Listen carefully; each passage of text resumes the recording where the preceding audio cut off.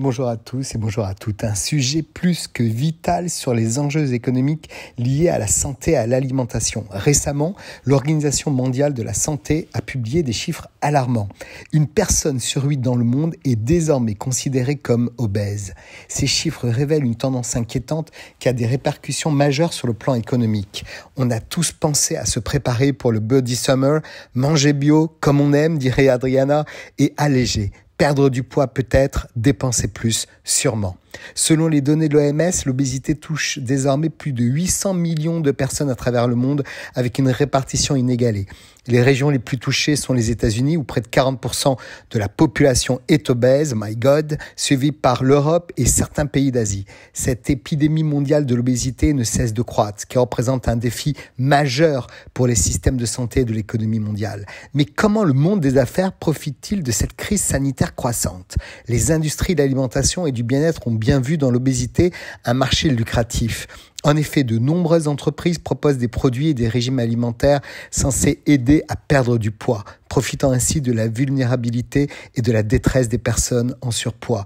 Ou pas d'ailleurs, car la cible est plutôt le cadre ou l'employé moyen qui veut se rapprocher des standards instagrammables que les réelles personnes à fort excès de poids. Les chiffres parlent d'eux-mêmes.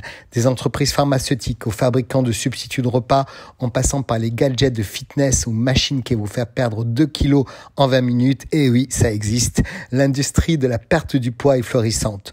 Quelques chiffres. Le marché mondial des produits amincissants est estimé à plus de 200 milliards de dollars avec une croissance annuelle continue. Environ 45% des adultes dans le monde ont suivi un régime alimentaire pour perdre du poids au cours de l'année écoulée, selon une étude de l'International Food Information Council.